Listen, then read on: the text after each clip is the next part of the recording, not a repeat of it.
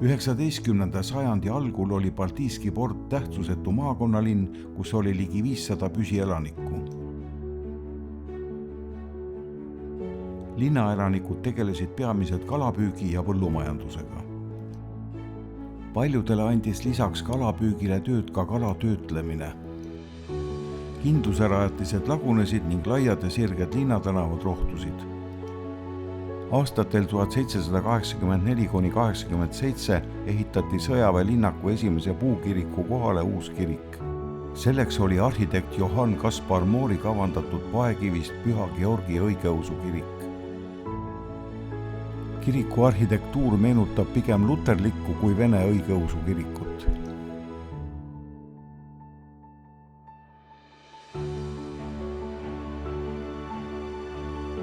–19. sajandi viimasel kümnendil ehitati ümber kiriku peaportaal, torn ja aknad. Kirikut remonditi taas 1930. aastal. Pärast Nõukogude vägede lahkumist 1994. aastal oli kirik äärmiselt halvas seisukorras. Hoonel polnud katust ja osa kiriku võlvidest olid lagunenud.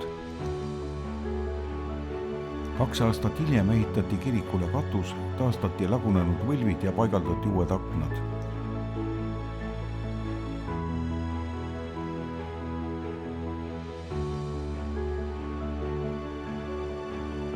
Teises maailmasõjas purustatud kirikutorn ja tornikuppel on siiani taastamata.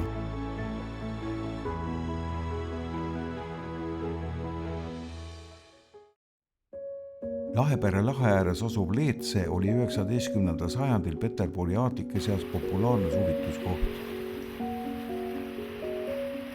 Leetse superranna lähedal Astangul on säilinud Leetse Rüütlimõisa peahoone müürid. Alates mõisahoone valmimisest 1862. aastal olid mõis ja Leetse rand populaarseks suvituskohaks. Mõisahoone juurest viis alla mere äärde suursugune trepp, mis lõppes purskkaevuga.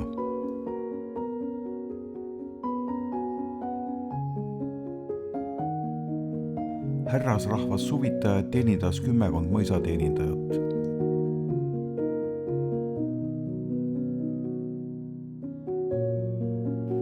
Mõisakompleksist on taastatud ainsana mõisavalitseja maja. Baltiiski porti luterliku kiriku ehitamise eest hakkas aktiivselt seisma tolleaegne linnapea Karl Friedrich Kalk.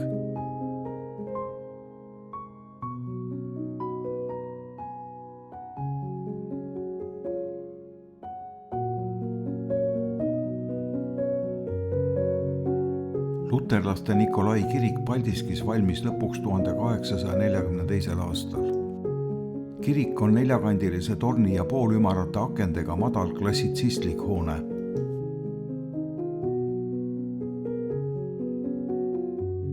Aastatel 1924 ja 1933 tehti kirikule põhjalik noorenduskuur. Okupatsiooni aastatel tehti kirikule 9 meetri pikkune juurdeehitus ja kirikuhoones hakkas tegutsema ohvitseride klubi. Hiljem hakati kasutama hoonet laona. Kirik tagastati Paldiski kogudusele pärast võõrvägede lahkumist.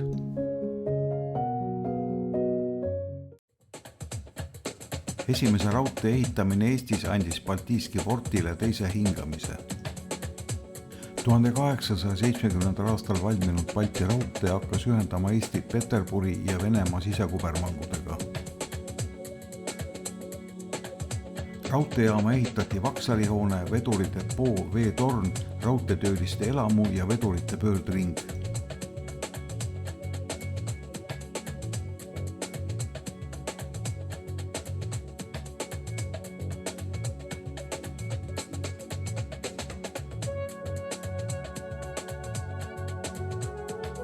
Kolmanda klassi raudteejaama Vaksalihoone valmis Venemaal tehtud tüüpprojekti järgi.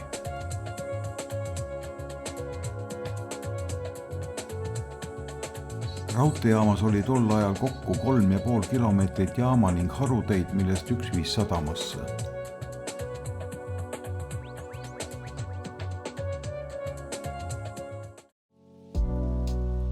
Kuna sadama läbilaskevõime sai piduriks üha suurenevatele kaubavoogudele, laiendati sadama basseini 8 hektarini. Suurema süvisega aurikud ei saanud siin silduda, mistõttu alustati 1880. aastatel sadama basseini süvendustöödega.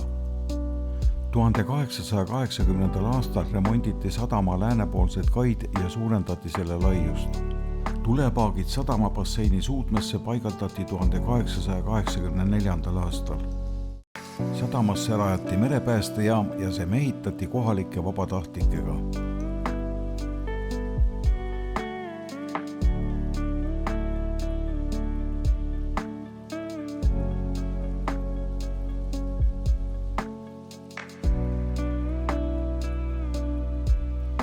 Sadamast veeti välja Venemaal kasvatatud teravilja, lina, kala ja päevalilleseemneid. Eksporditi ka Eesti metsamaterjali, kartulit ja piiritust. Kai ääres sildusid aurikud sitrusviljadega, mida veeti Peterburgi suvel jäävagunite ja talvel köötavate vagunitega.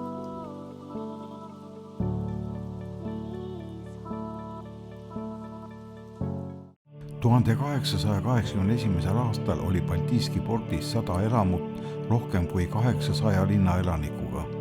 Sadam ja raudtee pakkusid tööd paljudele ning linnaelanike arv hakkas kasvama.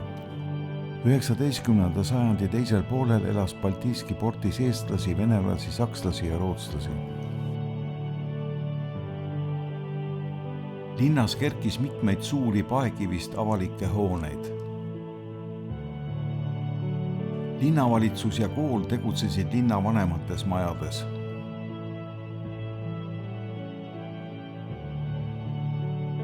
Kahekordset kivimaja kutsus rahvas Peetri lossiks, kuna see oli ehitatud kohale, kus oli asunud kunagi tsaari jaoks ehitatud maja.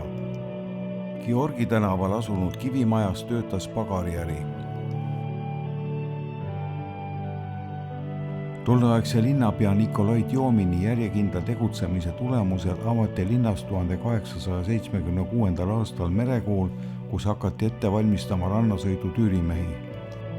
Merekooli juhatajaks ja õppejõuks oli kaugsõidukapten Aleksander Feldhuch, kes juhatas merekooli järjest 39 aastat.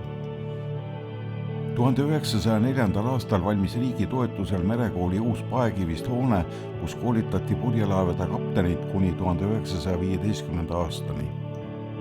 Merekoolist said 40 tegutsemisaasta jooksul tüürimehe, kipri või laevamehaaniku diplomi ligikaudu 1000 lõpetajat. Merekooli lõpetas kapteni paberitega ka tulevane admiral Johann Pitka. 1915. aastal lõpetas Paldiski merekool seoses alanud maailmasõjaga tegevuse ja selle varad viidi üle Venemaale Arhangelskisse. Kuni teise maailmasõjani tegutses hoones Paldiski reaalgümnaasium. 1990. aastatel kasutas endist koolihoonet Paldiski linnavalitsus. 1903. aastal valmis tuletõrje seltsi ja tuletõrje komando maja, mis oli üks linna stiilsemaid hooneid.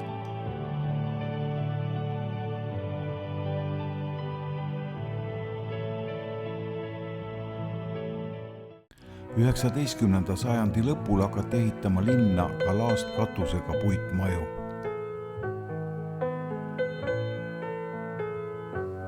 Kauaaegse linnapea Johannes Odrese maja oli üks linna kaunimatest puitmajadest.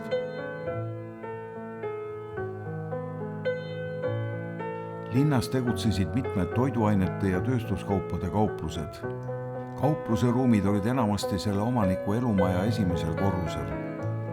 Erandiks oli kalakauplus, mis asus selle omaniku elumaja kõrval. Jüri tänaval olid kõrvuti pagariäri ja lihakauplus. Linnapoodides käisid oste tegemas ka Pakri saartel elavad rootslased. Linnas ei puudunud ka pangakontor.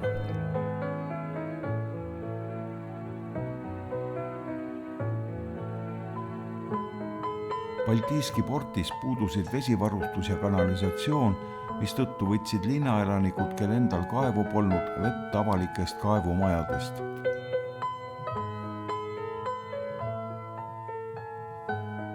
Hotelli ja restorani Rogervik maja oli üks linna uhkematest puitehitistest.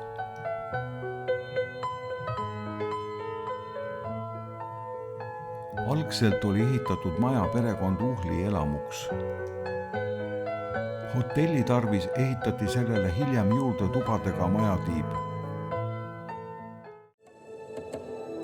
Vana tuletorn polnud piisavalt kõrge ja paiknes paekalda serval, mistõttu otsustati, et tuleb ehitada uus ja senisest kõrgem majakas kaldast kaugemale. Uus 52 meetri kõrgune paekivist tuletorn varustati moodsa optilise süsteemi ja elektrilise valgusallikaga. 1889. aasta oktoobris tööle pandud majaka tuli paistab 17 meremiili kaugusele. Eesti kõrgeim tuletorn ulatub 73 meetrit üle merepinna.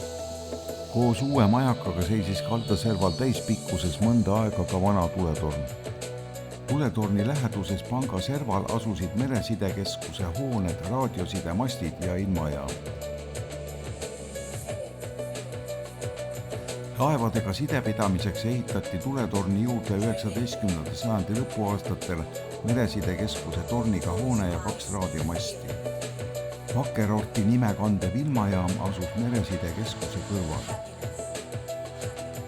50. aastate lõpuks polnud meresidekeskust alles, kuid ilmajaam tegutses endiselt. Sadam sai töötada täiskoormusel kõigest mõnikümmend aastat. Tallinna sadamat süvendati, ehitati uued kaid ning aastaringse laevaliikluse tagamiseks soetati jäälõhkuja. Kaubavood suundusid Tallinna sadamasse ja Baltiiski port muutus väikeseks kohaliku tähtsusega sadamaks.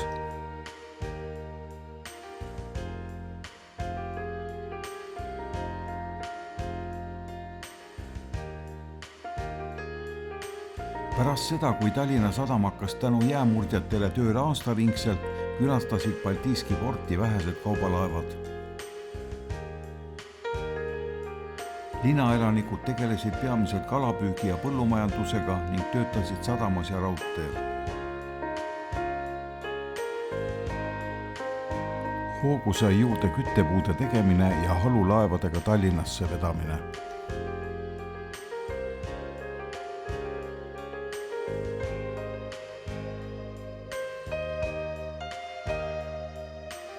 Paljudele linnaelanikele andsid tööd kalapüük ja kalatöötlemine. Kõik kalapaadid sadamasse ei mahtunud ja kalurid hoidsid oma paate ka sadama kõrval kalarannas paadirederitel. Pakri laht oli kalarikas ja kalurid suutsid kalapüügiga pere üleval pidada.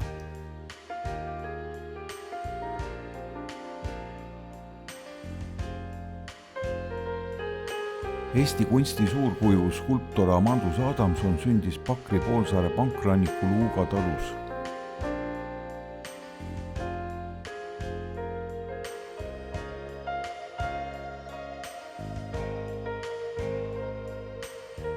Siin veetis ta ka vanaduspäevi.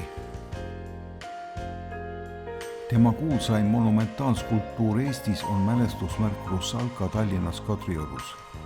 Skulptuur Merineitsi Krimmi lõunarannikul valmis 1903. aastal. Amandus Adamsoni ateljee muuseum on üks Paldiski vähestest hästi säilinud hoonetest.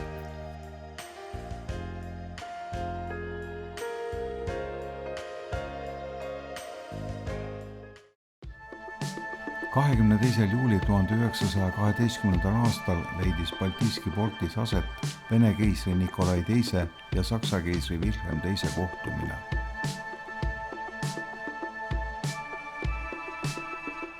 Vene tsaar saabus Baltiiski porti oma purjekal Standart.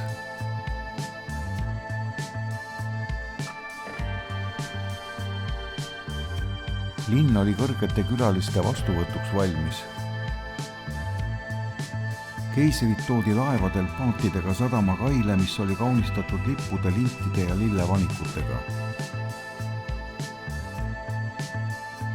Tallinnas toodi paraadi jaoks kohale ligi 1000 valgesse riietatud kooliõpilast, kellele kinkis tsaar kommikarbid.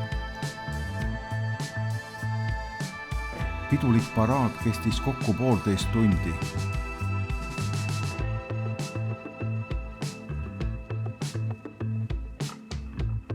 Tehti ka ringkäik Muula mägedele endise merekindluse asukohas.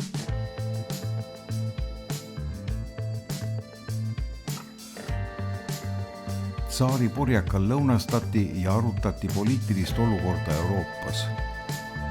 Paraku ei suutnud keisrite kohtumine hoida ära maailmasõda. Esimese maailmasõja ajal asus Baltiiski portis Balti laevastiku manööverbaas.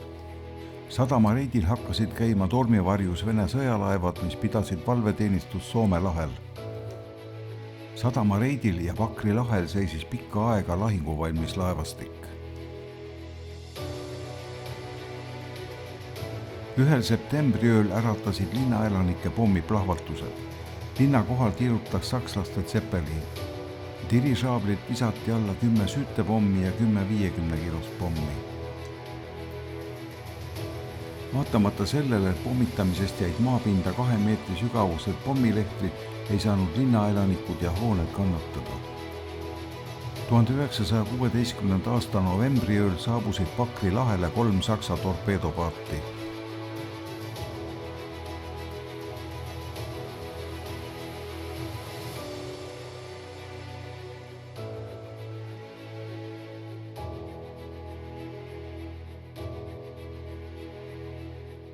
Purustati või vigastati 24 hoonet ja hukkus 8 linnaelanikku. 420 mm kahuriga patarei rajati majakast veidi põhja poole otse pangaservale.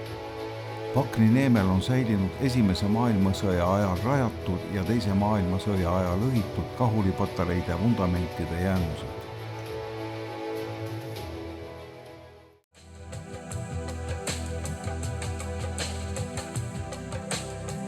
Esimese maailmasõja lõppedes sai Baltiiski pordist pärast 2 sajandit kestnud võõrvõimu aega iseseisvunud Eesti väikelinn.